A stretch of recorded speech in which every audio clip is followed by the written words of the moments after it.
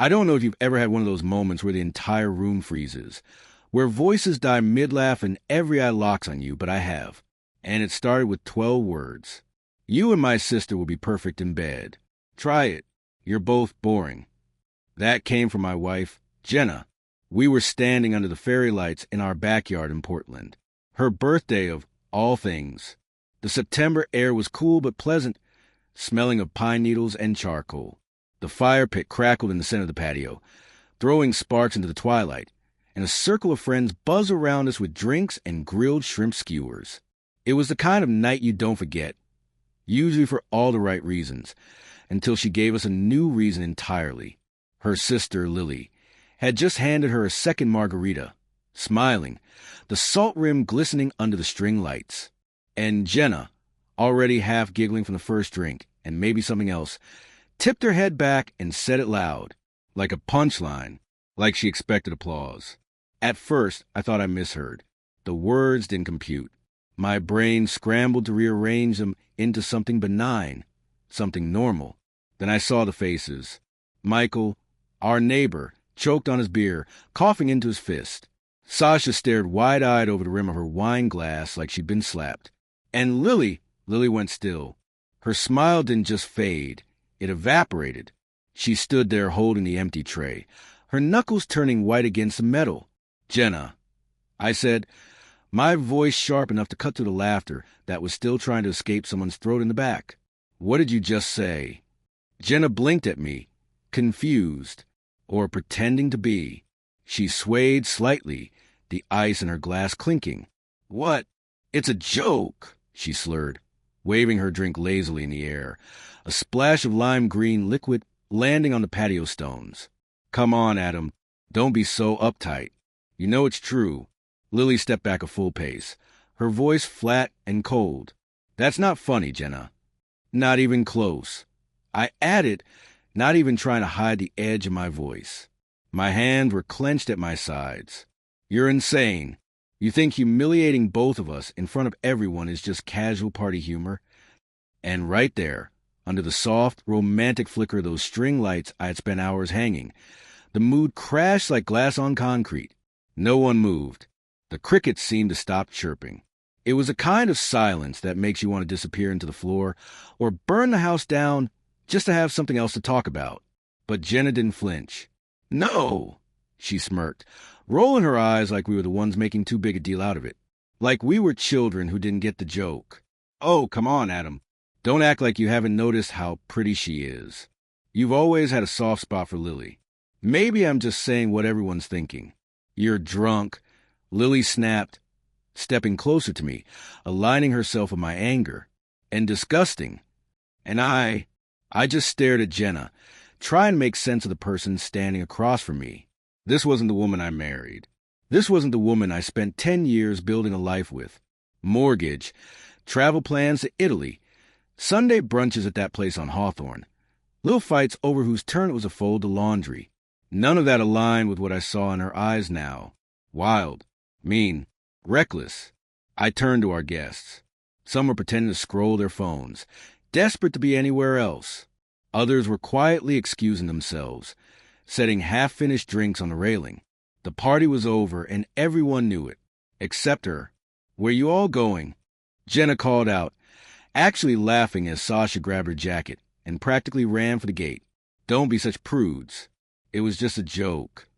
I looked at her one last time before stepping away, the fires warmed suddenly feeling miles away.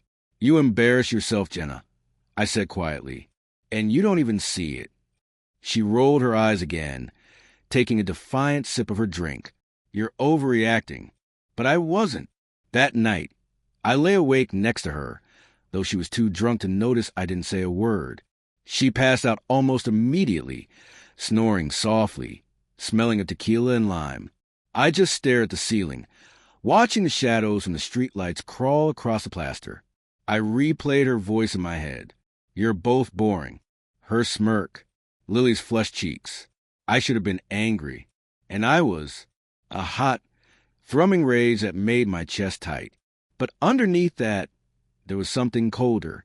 Something starting to turn, like a key in a lock I hadn't touched in years. Maybe I should tell you something about myself. My name's Adam. I'm 36. I teach architecture at the university. I build things for a living. I teach students about load-bearing walls, about tensile strength, about how to make sure a structure doesn't collapse under pressure. I believe in foundation. I believe in structure. I used to believe in my marriage that way, too. I thought we had built something solid. But that night, staring at the ceiling fan spinning lazily above us, something cracked in me. A hairline fracture in the foundation, and I couldn't unhear it. Couldn't forget how easily she tried to humiliate me. How public it was. How deeply it landed. She thought I was boring. She thought I was safe. I turned my head to look at her sleeping form. She looked peaceful, oblivious to the wreckage she had caused. And I knew one thing for sure. She was going to learn what it felt like to lose control. She was going to learn that boring structures are the ones that survive the storm, while the wild ones tend to crumble. And I was going to be the one to pull the pin. The morning light crept through our kitchen windows like it didn't know a bomb had gone off the night before. It was offensive, honestly. The sun was too bright, the sky too blue. The scent of fresh coffee mingled with the soft, rhythmic hum of the dishwasher, creating this domestic tableau that felt entirely fraudulent. Outside, our backyard looked untouched, innocent. Birds still chirped in the oak trees. The fire pit sat cold and neat, a pile of ash in the center, like it hadn't been ground zero for something unspoken just hours ago. Jenna stood at the counter in leggings and one of my old college sweatshirts, the gray one with the frayed cuffs. She was barefoot, her hair pulled up carelessly in a clip. She was humming, actually humming, some pop song that had been on the radio all week. I leaned against the doorway, watching her pour herself a cup like everything was fine, like the world hadn't tilted on its axis. "You sleep okay?" she asked casually without looking at me. Her voice was scratchy, the only evidence of tequila from the night before. I didn't answer right away. I just walked to the fridge, the cool air hitting my face as I opened the door. I pulled out the creamer and set it down on the granite counter harder than necessary. Thud. She flinched, but barely, just a twitch of her shoulders. "I'm guessing you don't remember much from last night," I said finally, my voice low. It sounded gravelly to my own ears. Jenna sipped her coffee and glanced over her shoulder with a smirk. "Oh, come on. You're not still sulking about the joke, are you?" "It's too early for a lecture, Adam." The way she said joke made my skin prickle. It wasn't a joke.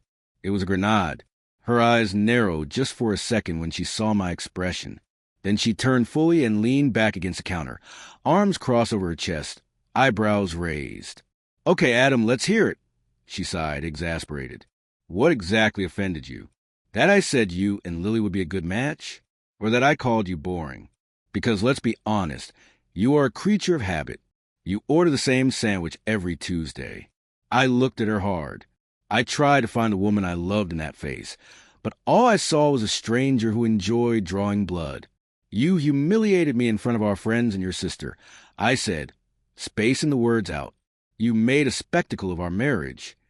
She let out a short laugh, sharp like glass breaking. "Please." Everyone was laughing. It was a party, Adam. People drink. People say stupid things. You're making it into a Greek tragedy. "Yeah," I countered.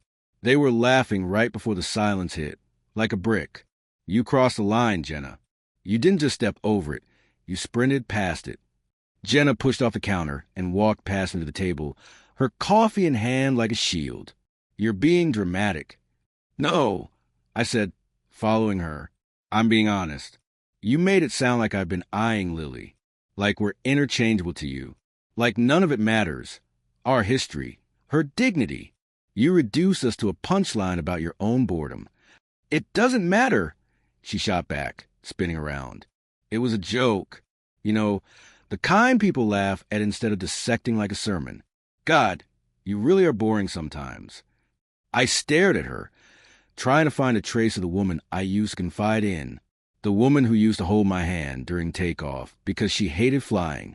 There was no apology in her voice, no regret, just irritation that I was ruining her morning. "Do you even know how Lily reacted?" I asked quietly. She looked up, frowning now. Why do you care how Lily reacted? I froze. It was a subtle thing, the way her tone sharpened on Lily's name. A flicker of something territorial. I care because you drag her into something she didn't ask for, I said carefully. You put words in her mouth. You made it weird between family. I didn't make anything weird, Jenna said, her voice rising now, echoing off the high ceilings. If anything's weird, it's how worked up you are over this. She's my sister. She knows I talk crap when I drink. She'll get over it. And there it was, that old shift. When Jenna felt cornered, she'd stop defending and start accusing. Don't twist the lens. I said, my tone's steel now. You don't get to flip this on me. You embarrass both of us. I need to know you understand that. She slammed her mug down on the table. Coffee sloshed over the rim. Jesus, Adam, do you want a tattoo, I'm sorry, on my forehead? Will that make you feel like a man again? No, I replied evenly. I want you to mean it. She went quiet then, real quiet. Her jaw clenched, a muscle feathering in her cheek. Her eyes darted sideways like she was recalibrating her strategy. And I realized something chilling in that silence. She didn't feel sorry. She felt challenged. She felt like I was questioning her authority in her own house. You're being really emotional, she finally said. And that was the trigger. The way she said emotional like it was a weakness. Like I was the unstable one for caring too deeply about being humiliated in my own backyard. Like my feelings were an inconvenience to her morning routine. Don't worry, I said, grabbing my keys off the counter.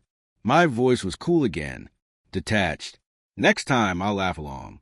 I'll be the perfect prop. Where are you going? She called as I opened the door to the garage. I paused, looking over my shoulder. Out for a drive. To clear my head. From this joke, we're apparently still telling. The door clicked shut behind me. And for the first time since I married her, I felt like the joke had finally stopped being funny. The clink of ceramic mugs and the low hum of indie folk music filled the little coffee shop tucked between the University Art Building and the old bookstore.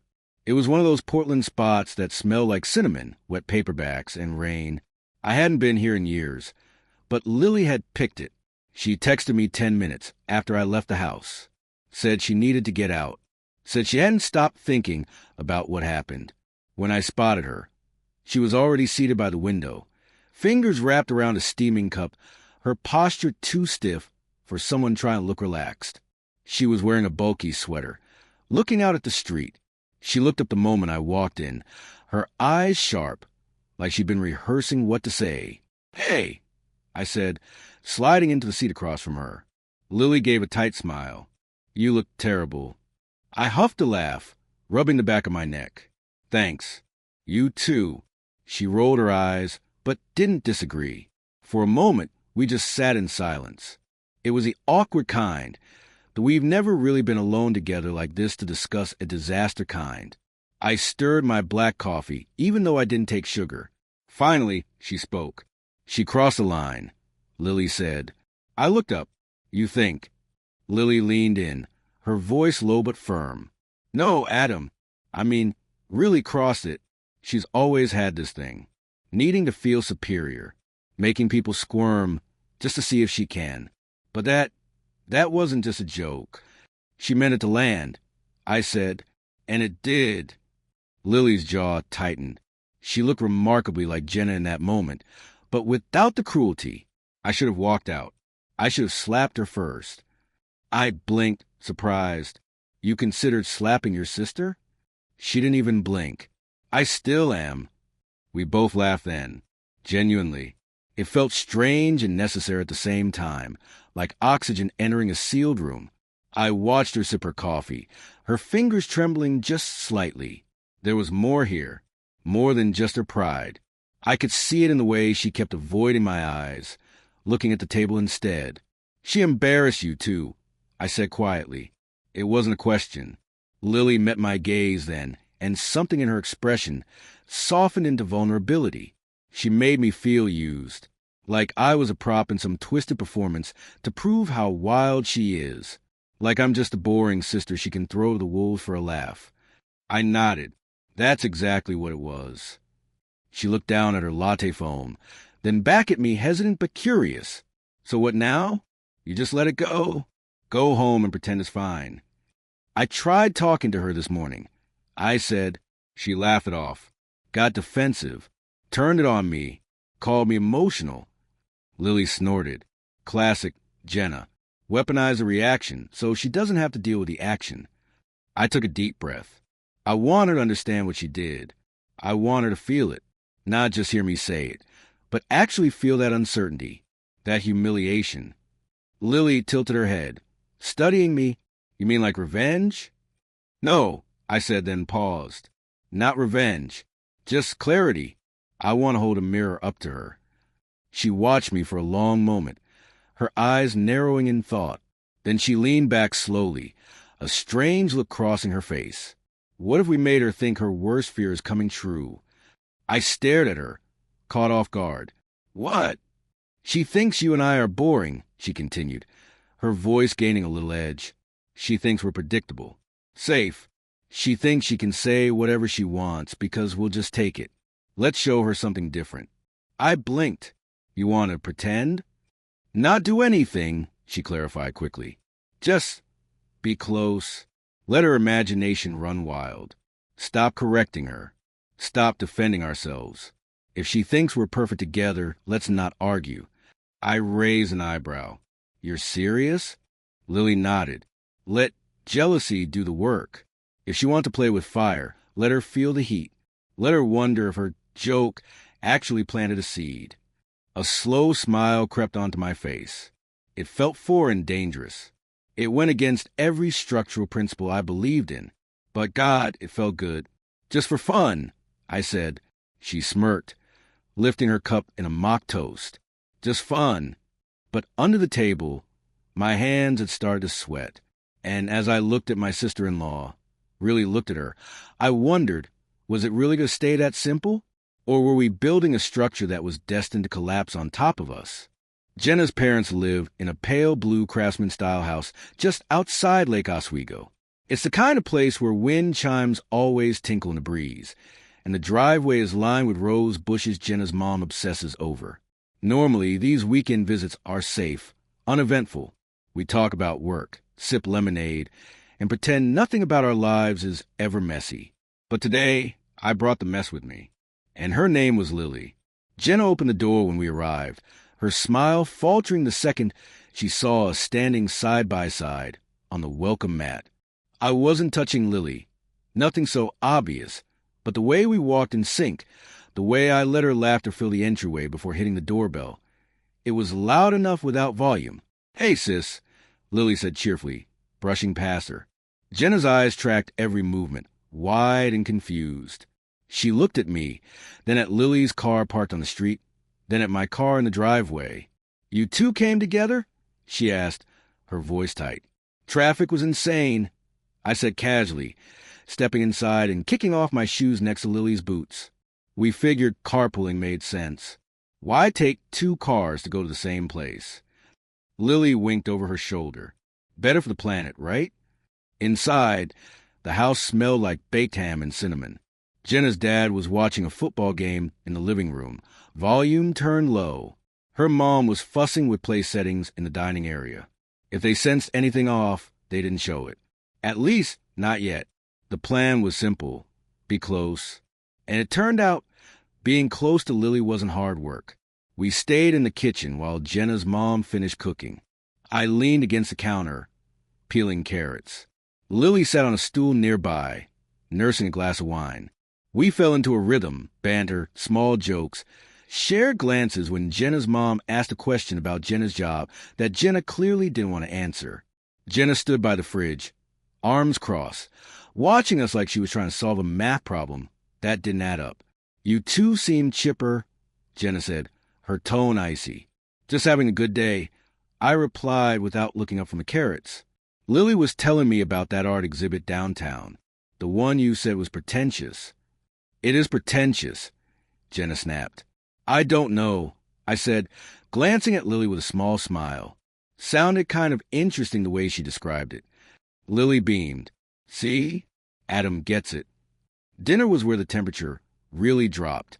We sat around the oval oak table. Jenna sat across from me. Lily sat to my right. Jenna's dad launched into a story about his golf swing. Usually, I tune out, nod politely, and check my watch on the table. But tonight, I engaged, and I dragged Lily into it. Lily, didn't you take lessons a few years back? I asked, turning to her. God, yes. She laughed, leaning in slightly. Her shoulder brushed mine. She didn't pull away. I was a hazard society. I think I hit a goose. I laughed, a warm, genuine sound. I would pay money to see that video. I might still have it, she teased, lowering her voice. I'll send it to you later. Jenna's fork scraped hard against her china plate. Screech. The table went quiet. Everything okay, honey? Her mom asked, looking concerned. Jenna looked up, her smile brittle and terrifying. Peachy. Just slipped? She glared at me, then at Lily. Her eyes were darting between us, trying to measure the distance, trying to decode the frequency. She was remembering her joke from the party. You and my sister would be perfect. And now, seeing the reality of that suggestion play out in her parents' dining room, she looked like she was going to be sick. After dinner, we moved out to the backyard patio. The sun was setting, casting long shadows across the lawn. Jenna stood stiffly near the fence, wine glass gripped tight, staring at a rose bush like she wanted to prune it with her bare hands. I was sitting beside Lily on the bench swing. We were swaying gently, not saying much, just letting the silence between us feel comfortable. That's when I felt it, the heat of Jenna's gaze burning into the side of my head. When I turned, she was already walking over. Her heels clicked aggressively on the pavers. Can I talk to you? She snapped at me. I glanced at Lily, who gave me a microscopic nod. Go ahead. Sure, I said. Jenna didn't wait. She turned and marched back toward the sliding glass door. I followed her into the kitchen. The second the door slid shut, isolating us from the rest of the family. She spun around. What the hell are you doing? She hissed. I walked to the sink and poured a glass of water, taking my time. I'm having dinner with your family. What are you doing? Don't play dumb, Adam. You've been glued to her all night. She's your sister, I said calmly. I thought you wanted us to get along. This isn't getting along. Her voice rose, shrill and panicked. You're flirting with her in front of my parents. I leaned back against the counter, crossing my ankles. I let a slow, confused look wash over my face. Flirting? I repeated. Jenna, we're just talking. Laughing. Isn't that what boring people do? Her face flushed deep red. You're twisting this. Am I? I stepped closer, dropping confused act and letting my voice harden. You humiliated me in front of our friends. You told everyone we should sleep together because we're so alike. And now that we're actually talking, you're losing your mind. That was a joke, she whisper shouted. This feels deliberate. I tilted my head. Oh, so this feels embarrassing? She blinked. What? Standing there, I said, pointing a finger at her chest. Feeling like you're on the outside.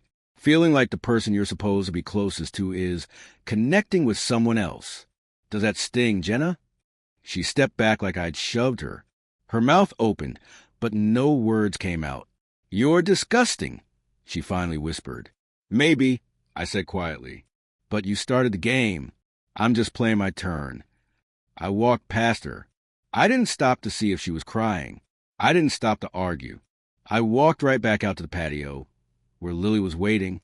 When I sat back down on the swing, Lily looked at me. How'd it go? She thinks I'm disgusting, I said. Lily smirked, sipping her wine. Good. That means it's working. But as we sat there, swaying in the twilight, I felt a strange knot in my stomach, because the way I had looked at Lily at dinner, the way we laughed, it hadn't felt like acting. It hadn't felt like a strategy. It felt easy. And looking at Jenna's pale, furious face through the kitchen window, I realized the danger wasn't that she would catch us pretending. The danger was that she would catch us becoming real. The drive home was suffocating. Jenna sat in the passenger seat, staring out the window, her reflection ghosting against the dark glass. She hadn't said a word since we left her parents' driveway. No music, no podcast, just a hum of tires on asphalt, and the weight of everything unsaid. I drove with one hand on the wheel, relaxed, or pretending to be. Usually, this silence would make me anxious. I'd be the one breaking it, asking if she was okay, apologizing for things I didn't do just to smooth the water. That was a dynamic. Jenna made waves, and I built the levees. Not tonight. Tonight, I let the water rise. When we pulled into our driveway, I killed the engine. The garage was dark. "You embarrass me," she said softly. She didn't turn her head. I looked at the dashboard clock. 9:42 p.m. "Did I asked, or did you just embarrass yourself by reacting that way?" She whipped her head around, her eyes wet and angry. "You were touching her, Adam. You touched her hand at dinner." "I reached for the salt," I said flatly, "and our hands brushed. You're analyzing pixels because you don't like the picture." "You enjoyed it," she accused. "I saw your face. You like making me jealous." I unbuckled my seatbelt. I turned to face her in the dark car. "You know what I liked?" I asked. "I liked feeling respected. I liked having a conversation where I wasn't the punchline.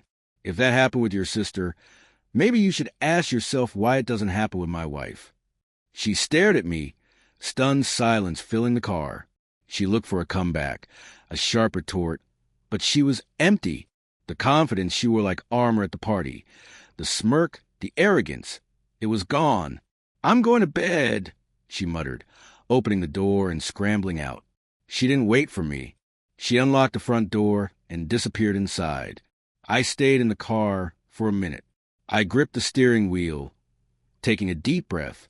My heart was hammering against my ribs, not from fear, but from adrenaline. I pulled my phone out. A text from Lily. "Did you survive the drive?" I stared at the screen. A smile tugged at the corner of my mouth before I could stop it. Barely, I typed back, "She's rattled." 3 dots appeared immediately. "Good," Lily replied. Round 1 to the boring people. I locked the phone and put it in my pocket. I looked up at the house. The bedroom light flicked on. I wasn't angry anymore. I wasn't sad. I was awake. And as I walked the front door, I realized that for the first time in years, I wasn't just living in Jenna's house. I was rewriting the rules of engagement. And I was just getting started. The next morning came slow and gray. Portland fog draped over the city like a wet wool blanket, dampening the sounds of the street outside. Inside the house, the silence was even heavier. I woke up alone. Jenna was already gone, downstairs, judging by the clinking of a spoon against a bowl. Usually, on Sundays, we had a routine. I'd make coffee. She'd read the news on her tablet.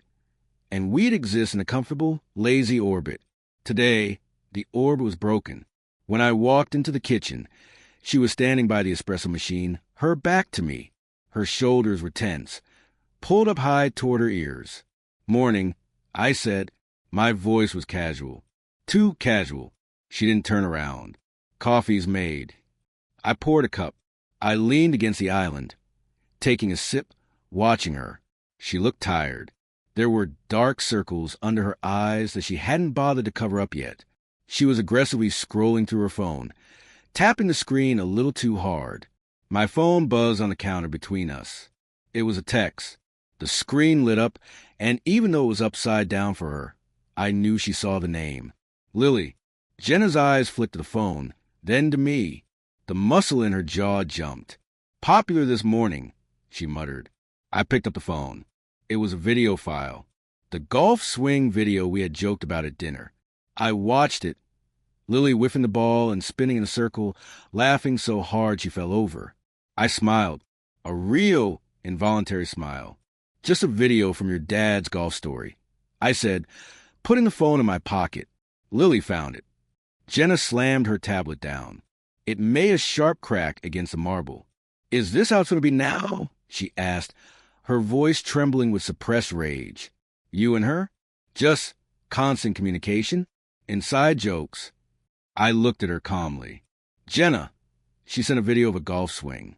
"Why does that bother you?" "Because "You're doing to punish me," she shouted. "You think I don't see what you're doing?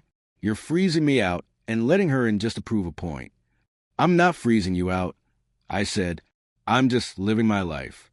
If that includes talking to your sister, who, by the way, is actually pleasant to be around right now, then that's just a consequence of you making me feel like garbage for 10 years. I didn't. "I'm going out," I interrupted. I didn't want to have the fight. The fight was what she wanted. It gave her a target. I grabbed my keys. "Martin and Kayla invited us over tonight. 7 o'clock. I said we'd go." "I don't want to go," she snapped. "Fine." I shrugged, walking toward the garage. "I'll go alone. Or maybe I'll pick up Lily. She knows Martin, right?" Jenna's face went pale. "I'll be ready at 7 o'clock. I didn't smile until the garage door was fully closed and I was backing down the driveway. I spent the day aimlessly driving, sitting in coffee shops and feeling a strange, vibrating energy in my chest. It wasn't just the thrill of the game anymore. It was a realization that I wasn't afraid of Jenna's anger. For years, I had tiptoed around her moods. Now, I was the weather system, and she was the one checking the forecast. We arrived at Martin and Kayla's loft apartment right on time. It was one of those cool Portland spaces. Exposed brick, industrial lighting, a record player spinning obscure vinyl in the corner. Martin and Kayla were good friends, the kind who hosted effortless dinner parties with expensive wine and candles that smelled like sandalwood. Jenna was quiet in the car. She wore a black dress, sharp and severe. She looked beautiful, but fragile, like glass that had already been tapped with a hammer. I walked in first. Jenna trailed behind. "Adam! Jenna!" Kayla hugged us. "So glad you guys made it. Come in, grab a drink." We moved into the living room. There were about 8 people there. The usual crew. The same people who had been in our backyard the night of the joke. The tension in the room spiked the moment we entered. I saw Sasha glance at Jenna, then quickly look away. Michael gave me an awkward nod. They remembered. Of course they remembered.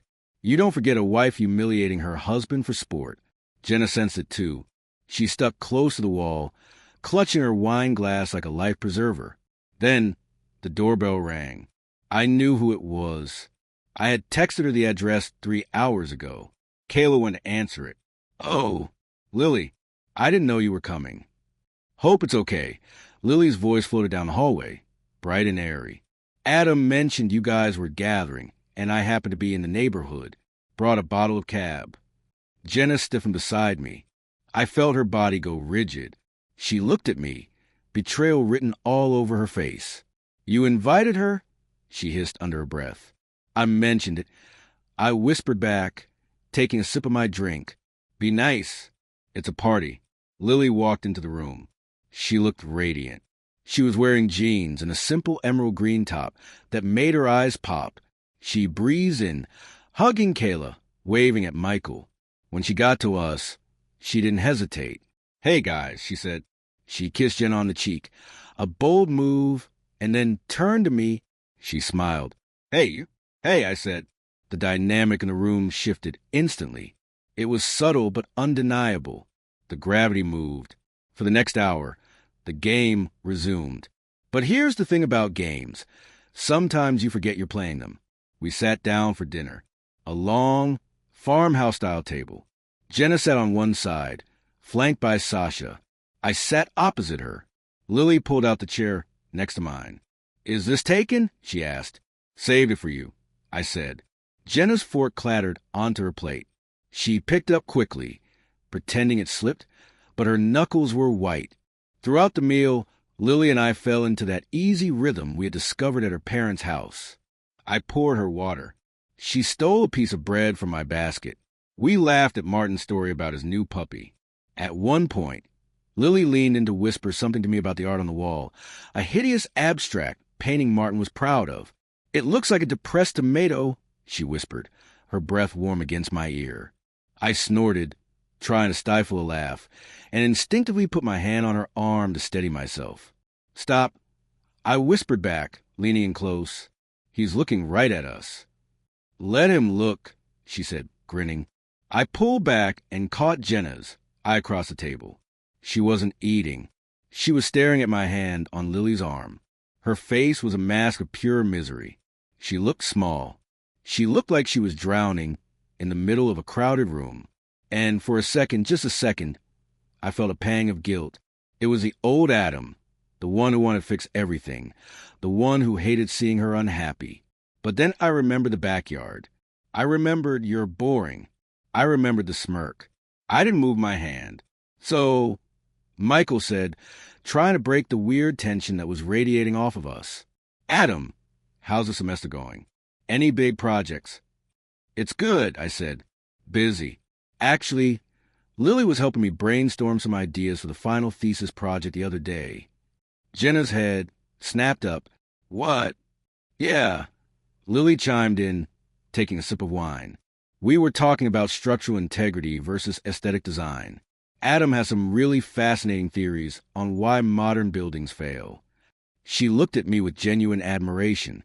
I never realized how much philosophy goes into architecture. "Most people don't," I said, looking at Lily. "Most people just see the walls. They don't think about what holds them up." "You never told me you talked to her about work," Jenna said, her voice tight. "You never talked to me about work." "I try," I said calmly, addressing the table but looking at her. "But usually you tell me it's too technical and ask me to change the subject." "That's not true," Jenna argued, her voice rising. "It is true, Jenna," I said. Lily asked. The silence that followed was thick. It was the second time in 2 weeks we had silenced a room, but this time the shame wasn't on me. Martin cleared his throat. "Well, who wants dessert?" Kayla made tiramisu. We moved back to the living room for coffee and cake. Jenna went straight to the balcony for fresh air. I stayed inside. I was standing by the record player, flipping through albums, when Lily walked up beside me. "She's dying out there," Lily said quietly. "I know." "Do you want to stop?" she asked. She looked up at me, her eyes searching mine. "We made the point, Adam. She gets it." I looked at the balcony door. I saw Jenna's silhouette hunched against the railing. "I don't know," I said honestly. "Part of me wants to stop, but part of me—" I trailed off. I looked back at Lily. "Part of you what?" she prompted. "Part of me is enjoying this," I admitted, "and not just the revenge part." Lily went still. The air between us changed. It wasn't the playful, conspiratorial vibe of the last few days. It was something heavier, charged. She stepped a little closer. We were in a corner, shielded by a large bookshelf. "Adam," she whispered. "Be careful." "I am being careful." "No," she shook her head slightly. "I mean be careful with me, because I'm not Jenna. I'm not a prop." I stared at her. The scent of her perfume, something light floral, not heavy like Jenna's, filled my head. I looked at the freckle on her collarbone. I looked at the way her hair fell over one eye. "I know you're not a prop," I said. My voice was rougher than I intended. We stood there for a long beat, the air crackling between us. It was dangerous. It was reckless. It was exactly the kind of chaos I spent my life avoiding. "Adam!" Jenna's voice cut through the moment like a siren. She was standing in the doorway of the balcony, staring at us. Her eyes were red. She had been crying. "I want to go home," she said. "Now." I looked at Lily. She stepped back, breaking the spell. "Go," Lily said softly. I walked over to Jenna. I didn't offer an arm. I didn't ask if she was okay. "Okay," I said. "Let's go." The car ride home was silent, but it was a different kind of silence than before. It wasn't the silence of anger. It was the silence of something breaking. When we got home, Jenna went straight upstairs. She didn't slam the door. She closed it quietly. I stayed downstairs. I sat on the couch in the dark, staring at my phone. I opened the text thread with Lily. "I know you're not a prop." I typed it out. My thumb hovered over the send button. I was playing with fire. I knew it. I was doing exactly what Jenna had accused me of. I was blurring the lines. I was dismantling the structure of my life. But for the first time in 10 years, I didn't care about the structure. I wanted to see what happened when the walls came down. I deleted the text. Instead, I sent, Thanks for tonight. You saved the evening. A minute later, the reply came. Anytime. Sleep well. Adam. I put the phone down. I listened to the house settling around me. Upstairs, my wife was crying. Down the street, her sister was awake, thinking about me. And here I was, sitting in the middle of the wreckage, realizing that the scariest part wasn't that my marriage was ending. The scariest part was that I was starting to hope it would. I couldn't sleep that night. The house was silent, wrapped in the kind of stillness that feels heavy, like a wool blanket soaked in water. Jenna had gone to bed hours ago without a word, shutting the bedroom door with a click that sounded final. I lay on the living room couch, staring at the ceiling fan spinning slowly above me. Whir, whir, whir. Its rhythm matched the circular thoughts I couldn't shut off. This wasn't how I imagined the aftermath. When I started this game, this lesson, whatever we were calling it, I thought I would feel triumphant. I thought I'd be lying here feeling a smug sense of justice, like I'd finally balanced the scales. I thought I'd be high on the victory of seeing Jenna squirm, but I didn't feel triumphant. I felt buzzing. There was a strange, electric hum under my skin, and the terrifying part was that it wasn't about Jenna anymore. It was Lily. I kept replaying the dinner party, the way she laughed without restraint, tilting her head back just enough to show the line of her throat, the way she leaned into our little charade with a sharp wit and natural timing that I hadn't expected, how she never once looked at Jenna for approval. Growing up, Lily had always been the little sister, the quiet one, the one Jenna rolled her eyes at. But tonight, she had grown bold. And sitting beside her at that dinner table, I saw something I hadn't allowed myself to see before. Not just a sister-in-law, not just an ally in a revenge plot, a woman. It hit me in flashes, disturbing and bright. The way her eyes sparkled when she told that story about the awful date. The little freckle near her collarbone that I had found myself staring at while we stood by the bookshelf. The way she instinctively reached for my hand when Jenna stormed out, not to perform, but to steady me. Just a touch. Brief, but grounding. I sat up on the couch, the leather creaking beneath me. My heart was thudding harder than I wanted to admit. This wasn't part of the plan. Lily and I had drawn a line. Pretend. Make her jealous. No crossing. But lines are just concepts. They aren't walls. And that line was starting to blur into something unrecognizable. The thing that scared me most wasn't that we were crossing it. It was that I didn't want to redraw it. I pulled out my phone. The screen was blinding in the dark room. I stared at our text thread. The last messages were light, playful. She'd sent a gif of a cat knocking over a wine glass with the caption, Jenna tonight. I replied with a smirking emoji. It was safe. It was banter. I hovered over the screen, my thumb ready to type something. Anything to keep the connection open. You awake? Or that was intense. But I stopped. Instead, I opened the photo app. I scrolled back to earlier that evening. Someone at the party, maybe Kayla, had snapped a group pic and sent it to the group chat. It was candid, caught in the moment. In the photo, Jenna was in the background, looking at her phone, disconnected. But in the foreground, there was Lily and me. We were mid-laugh. My head was slightly tilted toward hers. Her hand was resting on my arm. My eyes were crinkling at the corners in a way they hadn't in years. We looked close. We looked real. I zoomed in on my own face. That wasn't the face of a man pretending. That was the face of a man who was genuinely happy to be exactly where he was. I stared at that photo for a long time, something in my chest tightening until it hurt. What if this wasn't just performance anymore? What if the thing I was pretending to have, a connection, a spark, a partner who actually saw me, had started to become the thing I actually wanted? I exhaled slowly, a long, shaky breath.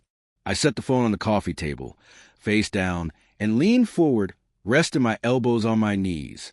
Maybe it was just adrenaline. Maybe it was projection.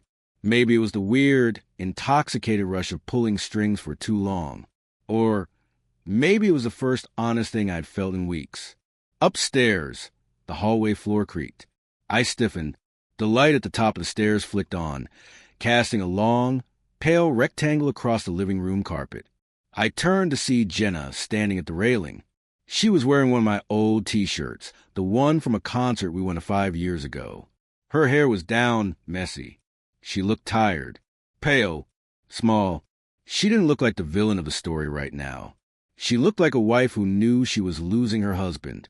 "You coming to bed?" she asked. Her voice was hoarse, stripping away the anger from earlier. I looked at her. I really looked at her. I tried to find the pull. I tried to find the instinct that usually sent me walking up those stairs to comfort her, to fix it, to smooth things over. Structure, foundation, repair. But the foundation was gone. "Not tonight," I said. My voice was calm.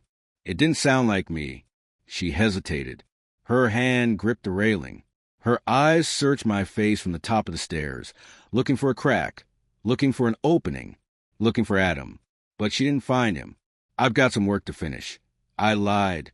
She stood there for another few seconds, a silent question hanging in the air between us. Are we over? But she was too afraid to ask it, and I wasn't ready to answer it. "Okay," she said softly. She turned and padded back into the bedroom. I sat there long after the door closed. I listened to the house settle. And somewhere deep down in the part of my brain that designs load-bearing walls, I knew the structural integrity of this marriage was at 0%. This story was no longer just about humiliation or teaching a lesson. It was about something I hadn't planned on at all. And I wasn't sure if that made it more dangerous or more real. The next morning came slow and gray. Portland fog draped over the city like someone hadn't finished waking up. It was thick, muting the colors of the neighborhood into slate and charcoal. I sat at my desk by the window in the spare room I use as a home office. My laptop was open. I was pretending to scroll through student submissions, pretending to care about truss designs and cantilever physics. But I hadn't read a single word in 20 minutes. My coffee had gone cold. That lingering photo from last night was still open on my phone, propped up against my stapler. The one of Lily and me laughing. Our bodies angled instinctively toward each other like we belonged there, like the joke was ours alone. I hadn't heard from her since we left the party. No good morning text. No meme. The silence from her end felt heavy. Was she regretting it? Was she pulling back, realizing we had stepped too close to the edge? Or was she, like me, staring at a screen and wondering what the hell we were doing? Downstairs, I heard Jenna leave. The garage door rumbled open, then shut. She didn't say goodbye. She just vanished into the fog. I checked the time. 10 a.m. I needed to work. I needed to focus. I needed to stop acting like a teenager with a crush and act like a 36-year-old man whose marriage was imploding. And then, just after 10:15, my phone buzzed. It vibrated against the desk, a sudden, sharp sound that made me jump. I grabbed it. Lily. My thumb hovered over the notification. I took a breath before tapping it open. It wasn't a joke. It wasn't a good morning. It was a location pin. And below it, a single message. She's at the cafe on Hawthorne. Corner booth. Wearing that blue coat she always thinks makes her look artsy. Come walking with me. I stared at the text. No explanation. No context. Just a command. Come walking with me. My heart hitched before my brain could even catch up. Me and Lily. Walking in. Together. Why was Jenna at a cafe on Hawthorne at 10 a.m. on a Thursday? She was supposed to be at her office downtown. And why did Lily want me there? A cold knot formed in my stomach. It wasn't the thrill of the game this time. It was the sinking feeling of the other shoe finally dropping. I didn't pause. I didn't overthink it. I didn't even change my shirt. I grabbed my keys, shoved my wallet into my pocket, and walked out the door. The drive across the river felt like a tunnel. I didn't turn on the radio. The tires hummed on the wet asphalt, a hypnotic, steady drone that disconnected me from reality. I passed the bridges, the gray water of the Willamette churning below. I had no idea what I was walking into. I only knew one thing for sure. I wanted to be there. I wanted to stand next to Lily. I wanted to finish whatever it was we had started. Something in her message felt electric, urgent, like a live wire humming just beneath the skin, waiting to spark. When I pulled up near the cafe, the street was busy.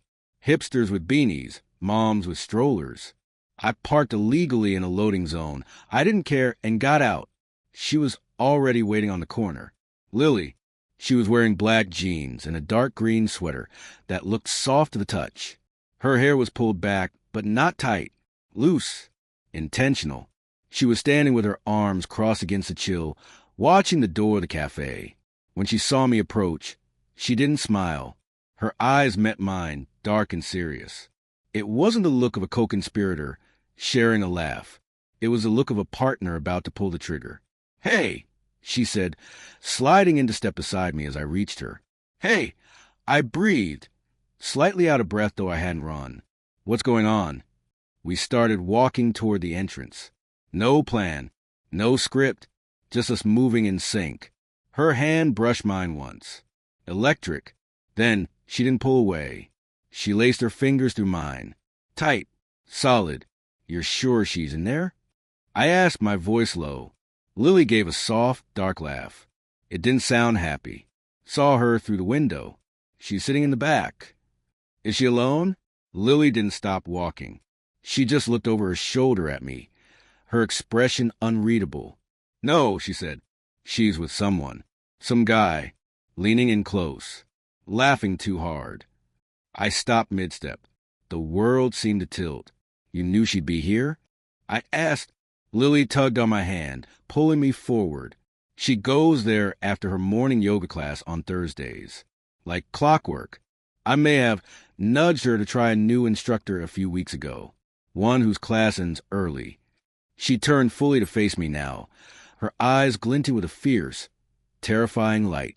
"I wanted you to see it, Adam," she whispered. "I wanted you to see what it looks like when we don't flinch." There was no hesitation in her voice. No apology for the setup. I stared at her for a beat. I should have been shocked. I should have been asking questions. But instead, a strange calm washed over me. The structure had collapsed. The foundation was dust. And all that was left was the truth. I squeezed her hand back. "Okay," I said. "Let's go." We pushed through the glass door, and the bell above chimed like it was announcing the final act. The cafe was busy. It was that mid-morning rush where the air is thick with the smell of roasted beans and the clatter of ceramic on saucers.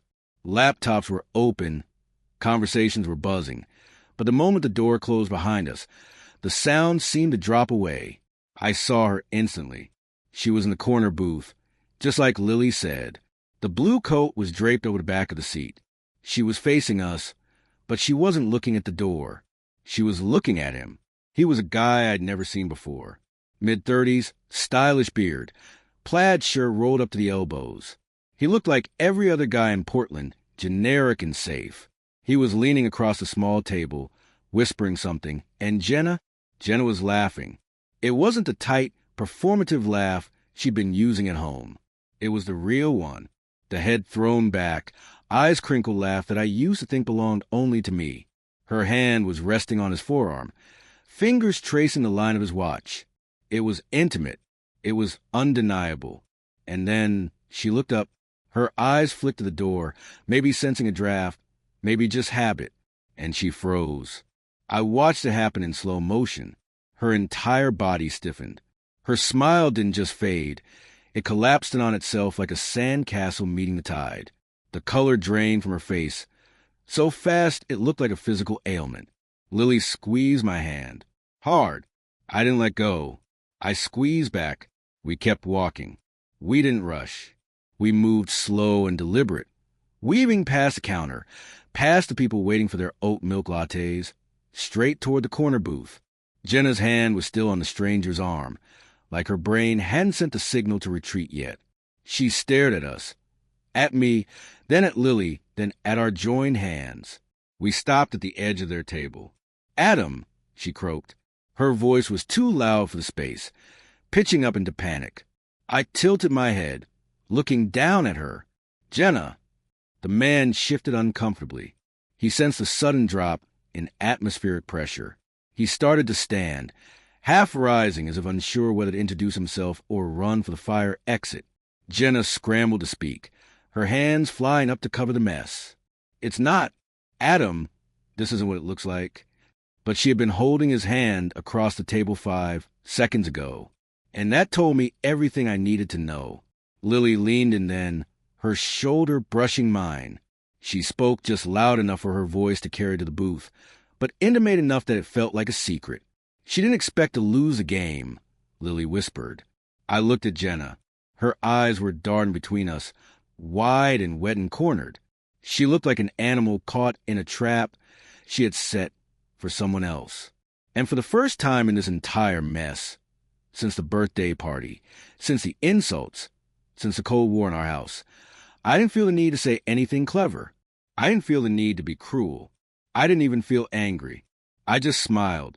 It was the same smile she wore that night in the backyard when she tossed my dignity under the bus for a laugh. Except this time, I was the one behind the wheel. For a long, agonizing second, no one moved. Jenna sat frozen, her mouth opening and closing. No words came out, just stammered gasps of silence as her brain scrambled to take control of a scene that was unraveling faster than she could knit it back together. Lily stood still beside me, calm, poised, like this moment was a painting she'd already finished in her mind. Me? I felt my blood roar in my ears, but my hands were steady. "Adam, please," Jenna said, finally finding her voice. It was thin and reedy. "You're misreading this. We were just catching up." I tilted my head again, gesturing to the man with my chin. "You were holding his hand, Jenna." She pulled her hands into her lap, as if electrocuted. She looked at the man like he might evaporate if she blinked hard enough. He's a friend, a co-worker. We were discussing a project." "A project?" I repeated, my voice flat. "Is that what we're calling it now?" The man finally stood up fully, clearing his throat awkwardly. He looked from me to Jenna, realizing he had walked into a minefield without a map. "Look, maybe I should go," he said, reaching for his jacket. "Sit down." I snapped. It wasn't a request. I locked eyes with him. He froze mid-motion, halfway out of the booth. "Adam, don't do this here," Jenna hissed under her breath, glancing around at the other tables. People were starting to look. "Lower your voice." "Don't do what?" I asked, stepping closer, invading their little bubble of intimacy. Point out the obvious? That the woman who called me boring, the woman who dared me to sleep with her own sister because our marriage was so stale, just got caught with her tongue halfway down some stranger's throat in a public cafe on a Thursday morning. Gasps echoed around us. A woman at the next table actually dropped her spoon into her mug with a loud clink. Jenna's face turned crimson, then ash pale. "That's not true. I saw you," Lily said quietly. Her voice was like frost on a window pane. "Before we walked in, through the glass. You looked very engaged." Jenna's mouth fell open. She looked at Lily, really looked at her, and the realization hit. "You," she whispered. "You knew I was here. You planned this." "No," I said, my teeth clenched. "You planned this, Jenna. You did this the moment you opened your mouth at that party. You did this the moment you decided I wasn't enough." She tried to stand, to regain some height, some authority, but I stepped into her space. I didn't touch her. I didn't have to. The weight of my presence pushed her back down. "I asked you for honesty," I said, my voice shaking now, not with nerves but with the sheer force of the truth coming out. "I gave you space. I let you explain. I sat in our kitchen and tried to believe this was just insecurity. I tried to believe it was just a sick joke you didn't mean." I gestured a man still standing awkwardly between us, looking like he wanted to dissolve into floorboards. "But this," I said, "this isn't a joke. This is a choice." "Adam, no." Tears were spilling down her cheeks now. I cut her off, my voice rising. "You don't get to say my name like it still means something to you. You gave up the right to look surprised, Jenna." Her lips trembled. She blinked fast, like she could cry her way out of the moment, like if she looked pathetic enough, I would revert to the husband who fixed things. "I didn't mean for this to happen," she whispered. And that's when it hit me. The final nail. "You didn't mean to get caught." I corrected. "That's all this is. You're not sorry you did it. You're sorry the audience changed." The man beside her cleared his throat again. "Look, man, I didn't know." I turned to him, something dark rising in my chest. "You know what? That she was married? Or that she was using you to soothe the ego she shattered on her own floor?" He backed up a step, holding his hands up in surrender. Jenna reached for my arm across the table. "Please, can we go outside and talk? Please, Adam." I pulled my arm away before she could make contact. Lily stepped forward then. She didn't look triumphant anymore. She looked tired. "No more secrets, Jenna," Lily said. "You don't get to humiliate people and pretend it didn't matter. You broke something, and you broke it on purpose." People were openly watching us now, phones in hands, eyes wide. I didn't care. Let them see. Let the whole city watch. "Do you even realize what you've done?" I asked, my voice dropping now. "You destroyed us for what? For this." I looked at the guy. "For a Thursday morning coffee date?"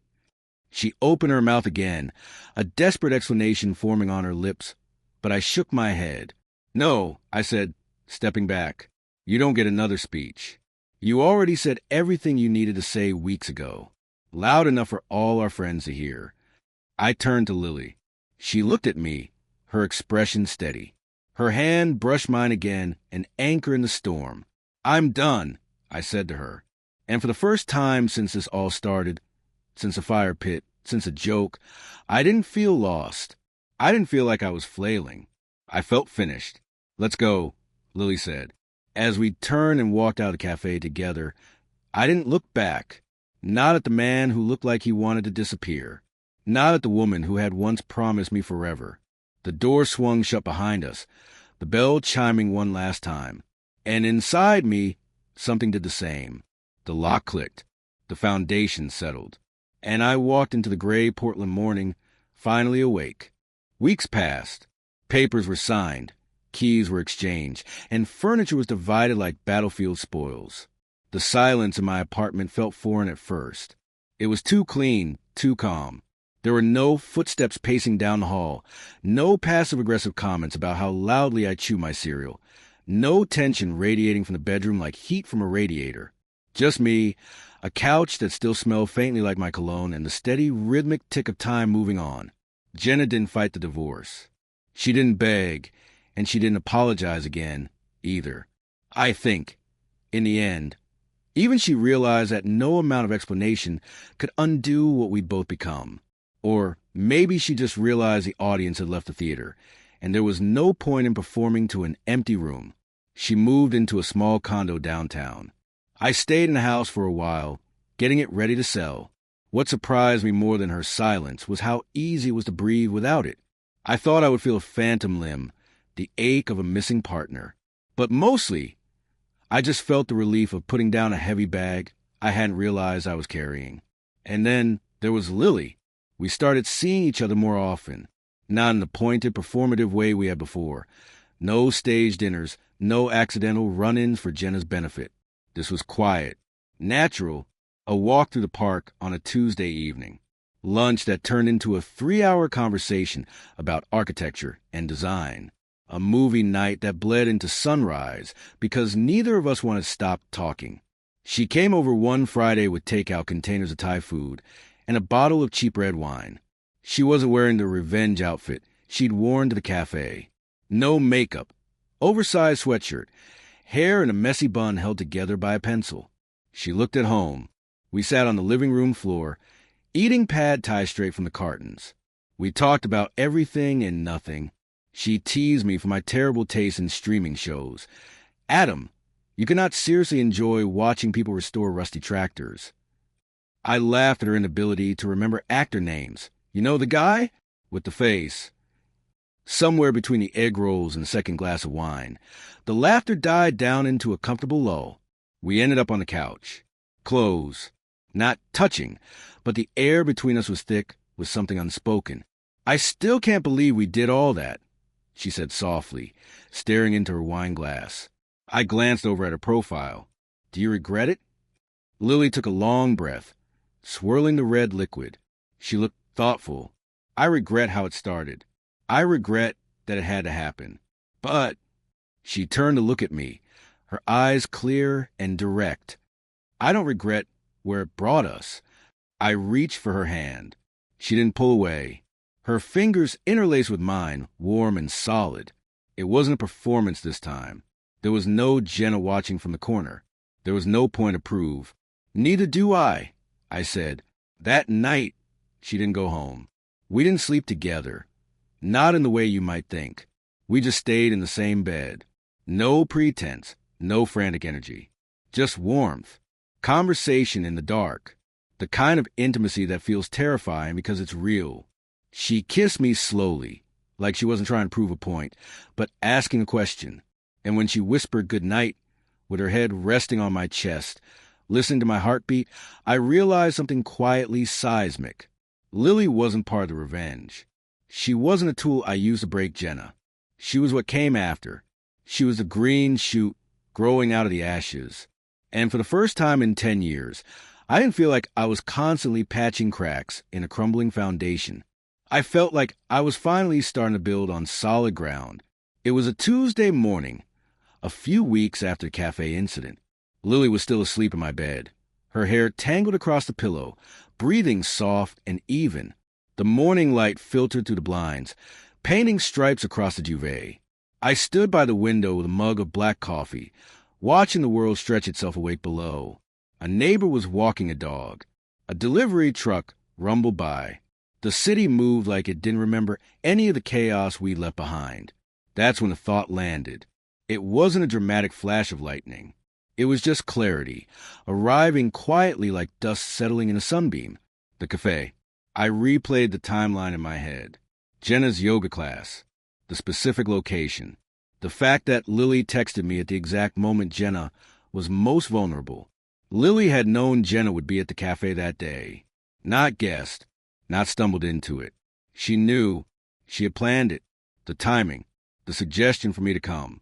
The way she texted me, already watching from across the street, positioned perfectly to see through the window. The way she wore confidence like perfume while I was still reeling.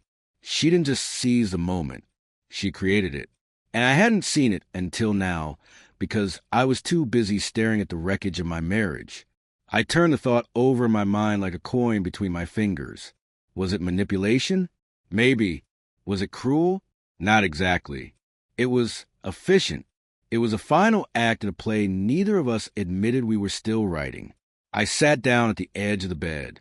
The mattress dipped under my weight. I ran a hand through her hair gently, pushing a strand away from her face. Lily, I whispered. She stirred. You knew, I said softly. She blinked one eye open, sleepy and soft. Knew what? That Jenna would be there, I said, at the cafe. With him.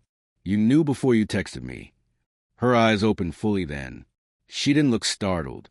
She didn't look guilty. She just looked at me, her expression unreadable for a moment. Then a small, sleepy smile touched her lips. I did, she whispered. No apology. No denial. Just confirmation. How long? I asked. A few weeks, she admitted, shifting to prop herself up on one elbow, the sheet falling away. She's not exactly subtle, Adam. She leave her phone unlocked. She talks too loud on the patio when she thinks you aren't listening. I knew she was seeing someone. I just needed the right time. I stared at her. You set the stage. I turned on the lights, she corrected gently. I needed you to see it, not just hear about it, not just suspect it. I needed you to see the lies so you could finally stop trying to protect her. I didn't answer, not because I was angry. Strangely, I wasn't, but because I was processing the sheer weight of it. Lily had orchestrated the heartbreak. She had guided me to the cliff edge, knowing I would fall, but trusting that I would survive the drop. Are you mad? She asked quietly. I looked at her. I looked at the woman who had stood beside me while my life burned down, handing me buckets of water. No, I said, I'm not mad. Good, she murmured, rolling closer and resting her cheek against my thigh. Because I hated watching her do that to you. I hated watching you shrink yourself to fit into her life. I brushed her hair from her face, staring down at this woman who had once been background noise in my life. the boring sister, and was now the only clear thing to frame. "You could have just told me," I said. "I could have," she murmured, her eyes drifting close again. "But you weren't ready to hear it. You needed to see the ghost to stop believing in the haunt." I let the silence answer for me. She was right. I needed the fall. I needed the fire. I needed the fracture. I needed to see Jenna not as the wife I was failing, but as the stranger she had become. And maybe, just maybe, I needed to see Lily for who she'd always been. Someone willing to hold a mirror up to my life, even if the reflection shattered me first. Outside, the sun broke through the clouds, flooding the room with light. Inside, I felt nothing heavy. No guilt, no anger, just a strange, settling calm. Some betrayals don't need punishment. They correct themselves. And sometimes, the best revenge isn't making the other person pay. It's surviving well enough that you no longer need them to. I leaned down and kissed her forehead. "Coffee?" I asked. "Please," she smiled against my leg. "And maybe toast. I think we're out of eggs." "I'll go to the store," I said. "We can go together," she countered. "Together," I repeated, and for the first time, the word didn't feel like an obligation. It felt like a promise. The leaves had turned. That's how I marked the time now. Not by semesters or deadlines or the anniversaries I used to dread forgetting, but by the color of the trees lining our street. When this started, they were green. Now, they were burning red and gold, dropping onto the wet pavement like confetti for a parade nobody asked for. Lily and I had moved into a rhythm that felt dangerous only because it was so calm. We weren't hiding anymore, but we weren't broadcasting either. We existed in a quiet bubble of grocery runs, late-night architectural drafting while she graded papers, and weekend hikes where we didn't have to say much to understand each other. It was a boring life Jenna had mocked, and God, it was paradise. But bubbles, by definition, have to pop. Or at least, they have to expand to let the rest of the world in. The needle burst came in the form of a text message from Jenna's mother, Barbara. "Thanksgiving is at 4 o'clock. Dad is frying a turkey. Please come, both of you." I read it over Lily's shoulder while she was stirring oatmeal at the stove. She stiffened, the spoon scraping against the bottom of the pot. "Both of you," she repeated, reading the subtext loud and clear. "That includes me," I said. "And it implies Jenna will be there too," Lily added. She turned off the burner and leaned back against the counter, crossing her arms. "Do we go? Or do we protect our peace?" I thought about it. The easy answer was no. We could book a cabin. We could stay home and order Chinese food and drink wine and pretend the rest of the family didn't exist. It would be safer. But hiding felt like something the old Adam would do. The Adam who walked on eggshells. "We go," I said. Lily looked surprised. "Really? You want to sit across the table from your ex-wife, my sister, and pass the gravy like we aren't living in the fallout of a nuclear bomb?" "I don't want to," I corrected. "But if we don't go, we make it weird. We make it seem like we're ashamed. And I'm not ashamed." Lily studied my face for a long moment, looking for cracks. Then she sighed, a small smile tugging at her lips. "Fine, but if she makes one comment about swapping partners, I'm flipping the table. I don't care how good the stuffing is." "Deal," I said. The driveway was full when we pulled up. Jenna's car, the Audi I helped her pick out 3 years ago, was parked right in the center, blocking the garage. A power move, even in parking. I killed the engine. The house looked exactly the same as it had the night of the friendly dinner, where I flirted with Lily to make a point. The wind chimes were still tinkling. The rose bushes were trimmed back for winter. I reached over and took Lily's hand. Her palm was cold. "Ready?" I asked. "No," she said. "Let's do it." We walked to the door. I didn't knock. We walked in like family, because technically we still were, just rearranged. The smell of sage and roasting meat hit us first. Then the noise, the football game on TV, the clatter of pans, and then the silence. It rippled out from the kitchen as soon as we stepped into the entryway. Jenna was standing by the oven, holding a basting brush. She froze. Her parents were setting the table. They stopped. For a second, It felt like the backyard party all over again. The frozen tableau. The judgment. Then Barbara stepped forward, wiping her hands on her apron. She bypassed the awkwardness entirely and went straight for the hug. "You made it," she said, squeezing Lily. Then turning to me, she hugged me tight, tighter than usual. "Ample time, Adam. Good to see you." "Good to see you, Barbara," I said. I looked at Jenna. She looked diminished. That was the only word for it. She was wearing a sweater that looked expensive but hung loosely on her frame. Her hair was perfect. Her makeup was flawless.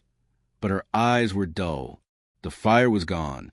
The wild, reckless spark that burned our marriage down had consumed itself. "Hi," she said. Her voice was flat. "Hi, Jenna," I replied. Lily didn't say anything. She just gave a nod, then moved past her to help her dad with the drink cooler. The next 2 hours were a masterclass in tension management. We talked about the weather. We talked about the Seahawks. We talked about inflation. We talked about literally anything except the fact that I was sleeping with my ex-wife's sister, and we were all eating dinner together. It was excruciating, and it was necessary. When we finally sat down to eat, Jenna poured herself a large glass of wine. She drank half of it before the prayer was even finished. "So," Jenna said, setting the glass down a little too hard, "how is the situation? Is it everything you dreamed of?" The table went quiet. Forks paused halfway to mouths. I cut a piece of turkey. "If by situation you mean my life, yes. It's calm. It's honest." Jenna let out a scoff. "Honest. That's rich coming from the two of you, sneaking around behind my back, setting me up in cafes." "Jenna," her dad warned, his voice low. "Not today." "Why not today?" she snapped, looking at him. "We're all here, aren't we? The happy couple and the what am I?" The cautionary tale. "You're my daughter," Barbara said gently. "And Lily is my daughter. And Adam is family.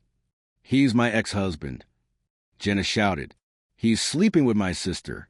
Does that not gross anyone else out?" I put my fork down. I wiped my mouth with my napkin. I looked at her, calmly, across the centerpiece of decorative gourds. "It would be gross," I said, "if it started while we were together, but it didn't. You made sure of that. You burned the bridge, Jenna. You lit the match, you poured the gasoline, and you laughed while it burned. You don't get to be upset about who helps me rebuild on the other side." Jenna stared at me. Her mouth worked, trying to find the sharp retort, the insult that would land. "I was bored," she whispered. It was the same excuse. The only one she had. "I know," I said. "And now you're not. Now you have all the drama you ever wanted. Are you happy?" She didn't answer. She looked at Lily, who was watching her with a mixture of pity and resolve. She looked at her parents, who were looking at their plates. Jenna pushed her chair back. "I'm not hungry." She stood up and walked away, not stomping, not storming, just walking away defeated. We heard the back door open and close. She was going to the patio, to the scene of the crime. Barbara sighed, looking like she might cry. "I'm sorry," I said to her. "I didn't mean to ruin dinner." "You didn't," Jenna's dad said. He reached for the potatoes. "She needs to hear it. She's been living in a fantasy world where she's the victim. Reality creates drag, Adam. She's just finally feeling the friction." The rest of the meal was quiet, but lighter. We ate. We cleaned up. Before we left, I went out to patio. Jenna was sitting on the swing, the same one Lily and I had sat on weeks ago. She was smoking a cigarette. I had never seen her smoke in 10 years. I stood by the door. "You know," she said without turning around, "I really did think you were boring. I thought I knew everything about you. I thought I had mapped out every inch of your personality and found the edges. And..." She turned to look at me. The porch light cast shadows across her face. "And I was wrong," she said. "You weren't boring. You were just steady, and I mistook stability for stagnation." She took a drag of the cigarette, the ember glowing bright orange. "I miss you," she added. "Not the marriage, but having someone who caught me when I fell." "You didn't fall, Jenna," I said. "You jumped." She gave a sad, Dry laugh. Yeah, I guess I did. I hope you land soon, I said. I turned and walked back inside. Lily was waiting by the door, her coat on. She took my hand. Ready? She asked. Yeah. We said our goodbyes to her parents. We walked to the car. The air was cold, biting. As I drove us home, away from the house, away from the history, I realized something. I didn't hate Jenna anymore. I didn't want revenge. I didn't need to teach her a lesson. She was just a person who made a bad bet, and I was the person who collected the winnings. I looked over at Lily. She was humming along to the radio, tapping her fingers on the dashboard. You okay? She asked, catching me looking. Better than okay, I said, and I meant it. The rear view mirror was clear. The road ahead was open, and for the first time, I wasn't driving alone. Winter in Portland is less of a season and more of a mood. It's 4 months of gray skies, wet pavement, and the kind of chill that seeps into your bones and stays there until May. In my old life, winter was a time of tension. Jenna hated the rain. She hated being cooped up. By February, she would be pacing the living room like a caged cat, picking fights just to feel a spark of heat. But this winter was different. 6 months had passed since Thanksgiving. 6 months of quiet, steady building. Lily and I had bought a place. Not a polished suburban home like the one I share with Jenna, and not a downtown loft. We bought a wreck. A 1920s bungalow in the Selwood district that smelled like mothballs and had a foundation that leaned precariously to the left. Jenna would have taken one look at it and called a bulldozer. She would have seen the peeling paint and the rot. Lily walked in, stepped over a hole in the floorboards, and said, "The light in the kitchen is incredible. We just need to tear down this wall." So that's what we were doing. It was a Saturday morning. The rain was hammering against the roof, the parts of it that weren't covered by a blue tarp. Anyway, I was covered in drywall dust, looking like a ghost. Lily was sitting on a bucket, drinking coffee from a thermos, wearing a beanie that was pulled down low over her ears. You know, I said, wiping sweat from my forehead despite the cold. Most couples go to brunch on Saturdays. Maybe hit a farmer's market. We are literally removing a load-bearing wall. Lily grinned over the rim of her cup. Are you bored? I stopped. I looked at the sledgehammer in my hand. I looked at the pile of debris at my feet. I looked at her, dusty and tired and happier than I had ever seen her. No, I said, I'm definitely not bored. Good, she said, because I think there's raccoons in the attic, and you're going up there next. We laughed. It was easy. It was light. That was the thing about us. We didn't need to perform excitement. We found it in the work, in the messy, unglamorous process of taking something broken and making it stand up straight again. Later that afternoon, while we were stripping layers of ancient wallpaper in what would eventually be the master bedroom, my phone buzzed on the windowsill. It was a text from Michael, our old neighbor, the one who had choked on his beer the night Jenna made the joke. We hadn't spoken much, but he occasionally sent thinking of you texts or memes about bad architecture. Michael, saw the for sale sign come down on your old place. End of an era, man. I paused, scraper in hand. I hadn't thought about the old house in weeks. I knew it had sold. My realtor had emailed me the closing documents, but hearing it from a neighbor made it feel final in a different way. Strangers were sleeping in our bedroom now. Strangers were cooking in the kitchen, where Jenna used to complain about my cooking. Me? Yeah, good riddance. Michael, also not sure if you heard. Jenna left town yesterday. My hand stilled. I stared at the screen. Me left town? Michael. Moved to L.A., posted a whole thing about chasing the sun and new beginnings. Packed up the Audi and just drove south. Figured you'd want to know. L.A., of course. It made perfect sense. Portland was too small, too gray, too full of reminders of her failure. L.A. was shiny. It was a place where you could reinvent yourself every 20 minutes. She would fit right in. Everything okay? Lily asked. She was peeling a long strip of floral paper, revealing the plaster beneath.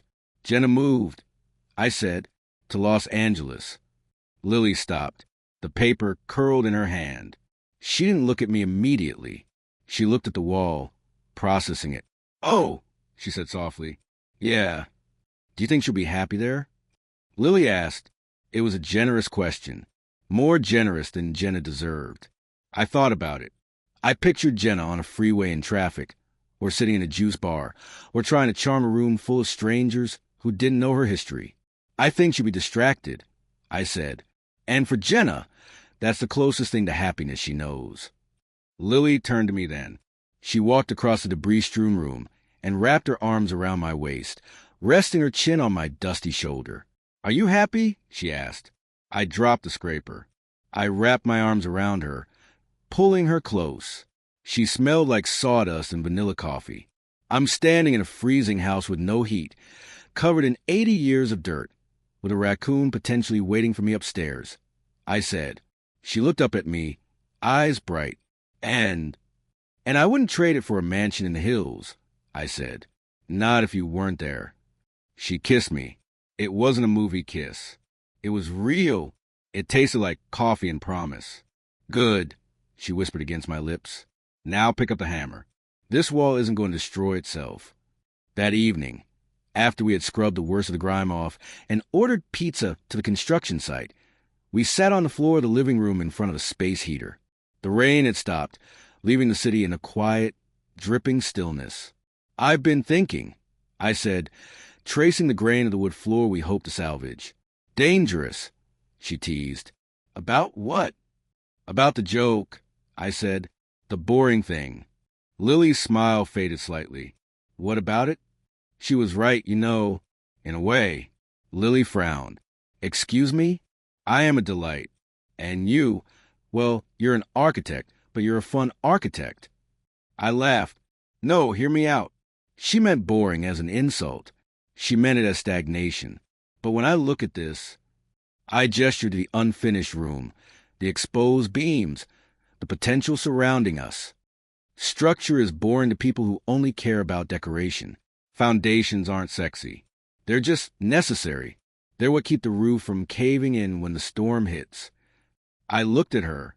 The orange glow of the space heater lit up her face. Jenna wanted a parade. I said, I just want a home. And I think you and I are building a hell of a home. Lily's eyes softened. She reached out and took my hand, her fingers interlacing with mine. Her skin was rough from the work, her nails chipped. It was the most beautiful hand I had ever held. We are, she agreed. And for the record, I never thought you were boring. I just thought you were waiting for the right person to make you loud. Am I loud now? Adam, she laughed. You shouted at a piece of drywall for 20 minutes today because it wouldn't come loose. You're plenty loud. We sat there for a while longer, watching the shadows stretch across the floor. I thought about the path that brought me here. The humiliation in the backyard. The Cold War in my kitchen. The stage romance that turned real. The confrontation in the cafe. It felt like a different lifetime. It felt like a story that happened to someone else. The Adam who sat here now wasn't the same man who stood frozen under the fairy lights while his wife mocked him. That Adam was afraid of losing control. That Adam was afraid of the cracks. This Adam knew that sometimes you have to let the whole thing crumble so you can see what's underneath. Hey, Lily said, breaking the silence. When we finish this place, when the walls are painted and the furniture is in, do you think we should host a party? I looked at her, surprised. A party? Yeah, she said, a mischievous glint in her eye. Housewarming. Invite everyone. Martin, Kayla, Sasha, the whole crew. You want to tempt fate? I asked, raising an eyebrow. No, she said, squeezing my hand. I want to rewrite the memory. The last time we were all together at a house party, it ended with a disaster. I want to replace that. I want to fill this place with good noise. New memories. I smiled. It was perfect. It was exactly what we needed to do. Okay, I said, but on one condition. What? No shrimp skewers, I said, and absolutely no tequila. Lily laughed, a bright, clear sound that filled the empty room. Deal. Champagne only, and maybe pizza. Perfect.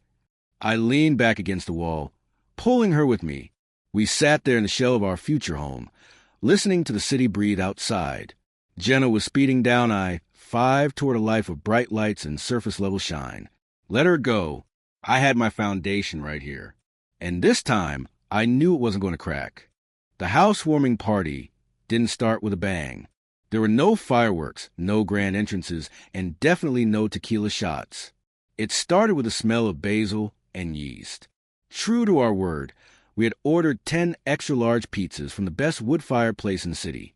We stacked the boxes on the kitchen island, the island we had sanded and stained ourselves, and filled a galvanized tub with ice and cheap champagne.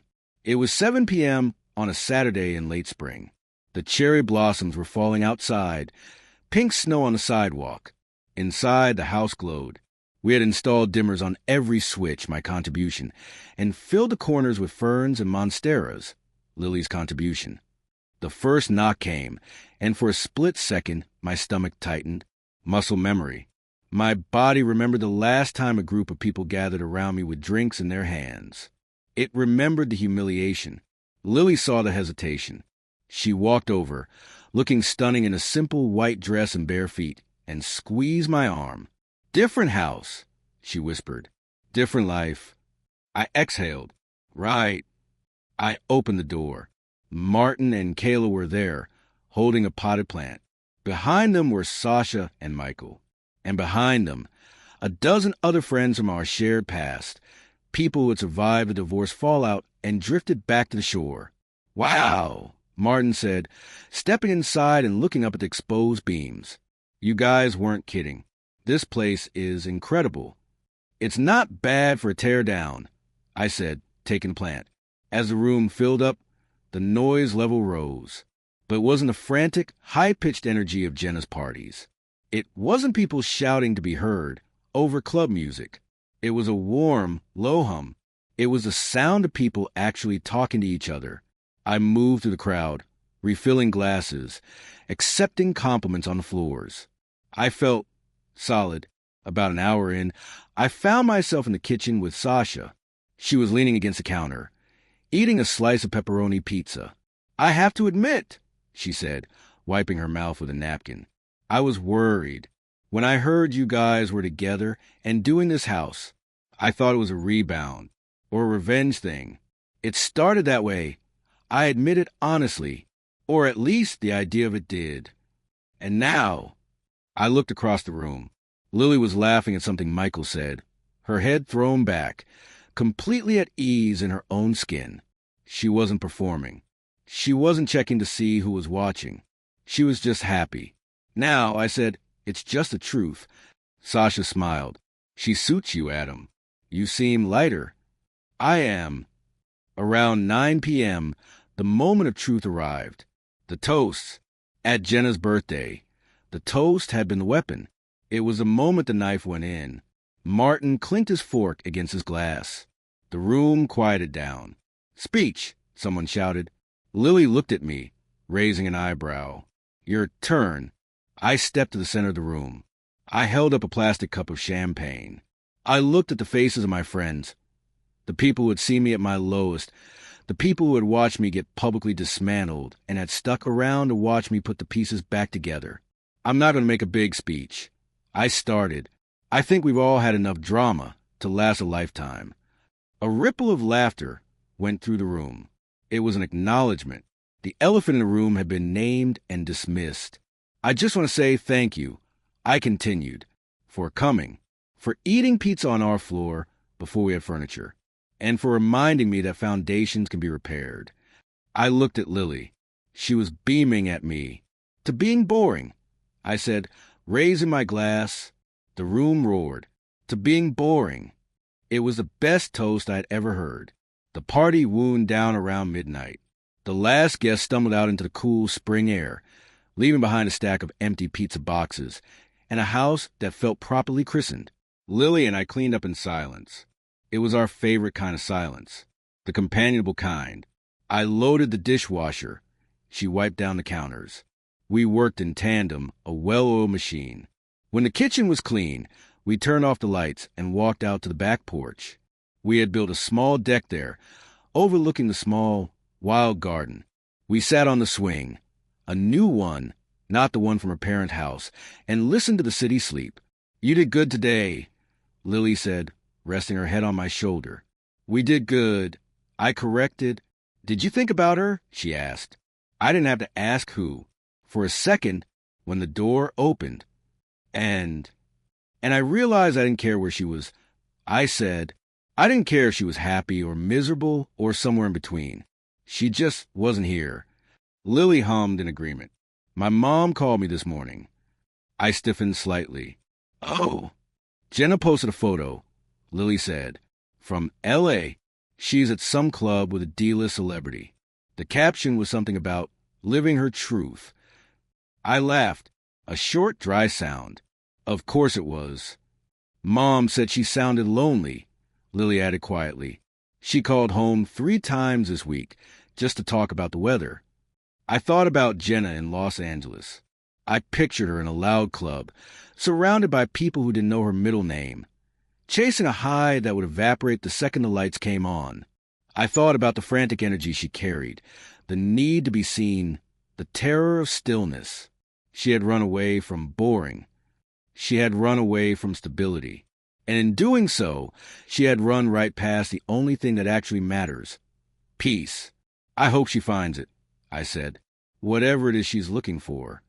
"She won't," Lily said simply, "because she's looking for it in the mirror. And you can't find happiness in your own reflection, Adam. You have to find it in the window, looking out." I squeezed her hand. That was surprisingly profound for 1 a.m. I have my moments. I turned to her. The moonlight caught the curve of her face, the softness of her eyes. "I have a question," I said. "If it's about the paint color for the guest room, the answer is still sage." "No," I smiled. "Not about paint." I shifted so I was facing her fully. The swing rocked gently. "You know how we said we'd flip this house?" I asked. "Fix it up, sell it, make a profit?" "Yeah." "What if we didn't?" Lily blinked. "Didn't what?" "Make a profit." "What if we didn't sell it?" I said. "What if we just stayed?" She looked at me. She looked at the house behind us. The walls we had stripped, the floors we had sanded, the roof we had patched while freezing in the rain. "You want to keep it?" she whispered. "I think I do," I said. "I'm tired of moving, Lily. I'm tired of building things for other people to live in. I want to live in the thing I built. With you." A slow smile spread across her face. It started in her eyes and worked its way down. "It has terrible closet space," she warned. "I can build a wardrobe. The water pressure in the shower is mediocre. I'll replace the pipes. We'd have to pay the mortgage. We can afford it." She laughed, breathless and happy. Okay, okay, she said. "Let's stay. Let's be boring here forever." I kissed her then. It wasn't a movie kiss. It wasn't performance for an audience of jealous exes or judgmental friends. It was just us. Soft, real, a seal on a promise. I realized something that night, sitting on the porch of the home that was finally, truly ours. Jenna was right about one thing. I was boring. I liked routine. I liked knowing where my coffee mug was. I liked silence. I liked loyalty. I liked the feeling of a hammer hitting a nail perfectly flush. But she was wrong about what boring meant. She thought it meant empty. She thought it meant a lack of passion. But looking at Lily, feeling the warmth of her hand in mine, knowing that tomorrow we would wake up and make coffee and read the paper and exist in a world without drama, I knew the truth. Boring isn't the absence of fire. It's the presence of a hearth. It's the controlled burn that keeps you warm for a lifetime, instead of the explosion that burns a house down in a night. I looked out at the dark garden. Somewhere out there, the city was spinning. People were fighting in clubs, breaking hearts in text messages, chasing things they couldn't catch. Let them run. I was exactly where I was supposed to be. "Hey," Lily said, yawning. "Let's go inside. It's getting cold." I stood up and pulled her to her feet. "After you," I said. We walked into the house. I locked the door behind us. The lock clicked with a satisfying, heavy sound. The world was outside. We were home.